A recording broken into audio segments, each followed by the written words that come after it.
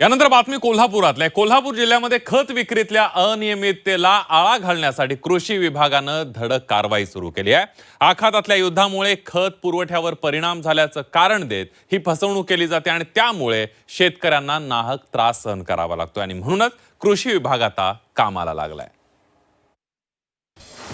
कोल्हापुरात खत विक्रीत अनियमितता, कृषी विभागाची धडक कारवाई।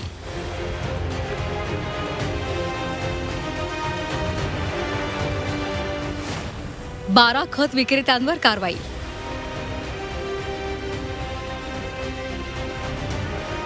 राज्यातले शेतकरी आधीच आर्थिक संकटात सापडलाय, त्यात खरीपाचा हंगाम, त्याची चिंता लागली आहे। बी बियाणं खत खरेदीसाठी पैशांची जुळवाजुळव सगळं सुरू झालंय। मात्र आखात्यामधल्या तणावाचा परिणाम खतांच्या आयातीवर झालाय।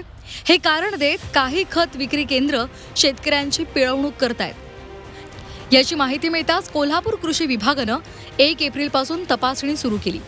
यात अनेक धक्कादायक बाबी उघडकीला आल्या।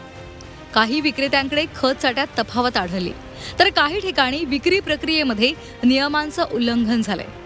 त्यांच्या विरोधात प्रशासनानं कठोर भूमिका घेत 12 विक्रेत्यांवर कारवाई केली आहे। विशेष म्हणजे खत विक्रीसाठी अनिवार्य असलेल्या पॉस मशीनचा वापर न करणाऱ्या 2 केंद्रांचे परवाने कायमस्वरूपी रद्द केलेत। शेतकऱ्यांना योग्य दरात आणि पारदर्शक पद्धतीनं खतं मिळावीत यासाठी ही मोहीम राबवली जाते, असं कृषी विभागानं स्पष्ट केलंय। चुकीच्या पद्धतीनं खत विक्री किंवा लिंकिंग होत असल्यास तातडीनं कृषी विभागाशी संपर्क साधावा, असं आवाहन कृषी विभागानं केलंय।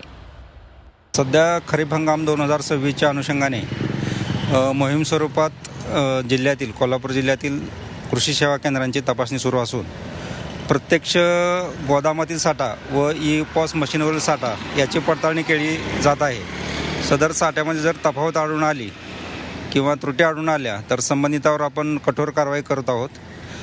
1 एप्रिलपासून 15 एप्रिल अखेरपर्यंत आपण जवळजवळ 26 कृषी सेवा केंद्रांची तपासणी करून 16 कृषी सेवा केंद्रांना नोटिसा बजावण्यात आल्या होत्या।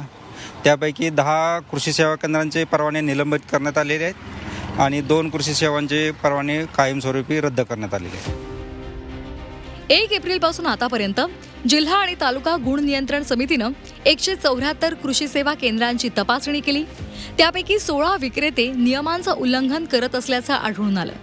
यामध्ये 10 विक्रेत्यांचे परवाने निलंबित केलेत, 2 विक्रेत्यांचे परवाने कायमस्वरूपी रद्द केलेत, तर 4 विक्रेत्यांना सक्त ताकीद दिली आहे। बेकायदेशीर खत विक्री, जबरदस्ती लिंकिंग आणि वाढीव दरानं विक्री करणाऱ्या विक्रेत्यांवर कठोर कारवाई करण्याची मागणी शेतकरी करत आहेत। लोकांना याचं समाधान पण नाही आहे, पण युरियाचं जर पोतं आता घ्यायला गेलं तर 265 रुपये आता जागेवर आहे आणि त्याच्याबरोबर लिंकिंग घ्यायला लागते। नॅनो युरिया म्हणून किंवा एक 1846 म्हणून लिक्विड मिळते ह्याचं DAPचं, असं मिळून 595 रुपयाला पोतं पडते आम्हाला। ते 595 रुपयाला पोतं पडलं ते आम्हाला परवडत नाही। त्यामुळे सरकारनं किंवा या कृषी विभागानं जिथं विक्री होत्या किंवा जिथून माल येतोय त्याच्यावर एक कारवाई दोन्हीकडे पण झाली पाहिजे आणि अशी शेतकऱ्यांना आदेश दिला पाहिजे किंवा शेतकऱ्यांना सल्ला दिला पाहिजे की जिथं असं होत असेल त्यांनी हेल्पलाईन देऊन किंवा नंबर देऊन त्यांच्यावर कारवाई त्याची व्हायला पाहिजे। खत जरी शिल्लक असेल मग त्यामध्ये 10-26 असू दे, युरिया असू दे, 24 असू दे असेल तरी नाही म्हणून सांगतात व वाढीव दराने ते शेतकऱ्यांना माथी मारत आहेत, शेतकऱ्यांच्या माथी मारत आहेत।